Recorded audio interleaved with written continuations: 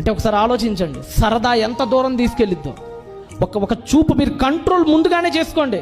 ఒకసారి ఏదైనా ఒక పనికి మాలిన దాన్ని మీకు సరదాగా ఎవడైనా అలవాటు చేస్తే దాన్ని అక్కడే కోసేసేయండి.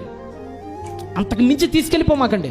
సొలొమోను సరదాగా చేసింది, నెత్తి మీద కూర్చొని సొలొమోనే పాతాళానికి దొక్కేసింది చివరికి.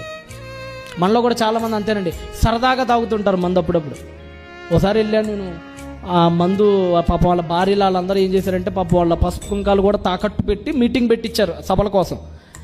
కొంతమంది మారారు దేవుని దయ వల్ల. తర్వాత సారి మీటింగ్కి వెళ్తే మళ్ళీ తాగొచ్చాడండి వాడు.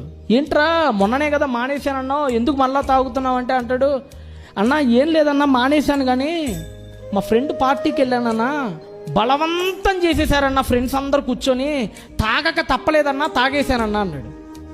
ఏం చేశారట? బలవంతం చేస్తే తాగేస్తావా?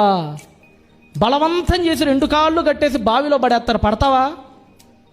అప్పుడు పడ్డట్టు ఇటు. బలవంతం చేసి రైలు పట్టాల మీద పడుకోబెడతారా, పడుకుంటావు మరి? అప్పుడు బలవంతం చెల్లదట, తాగే దగ్గర మాత్రం బలవంతం చెల్లిద్దట. ఏమంటారండి దీన్ని? వంక. తాగటానికి ఒక వంక దొరికింది అంతే. ఎవడండి బలవంతం చేస్తే బలవంతం చేసేస్తారండి. బలవంతం చేస్తే పడిపోతావా? బలవంతం చేసి చచ్చిపోరా, పురుగుల మందు పెడతారు, బలవంతంగా తాగే నోట్లోకి వెళ్తారు, తాగుతావా? అక్కడ నువ్వు తిరస్కరిస్తావు కదా, ఇక్కడ ఎందుకు తిరస్కరించలేకపోతున్నావు నువ్వు?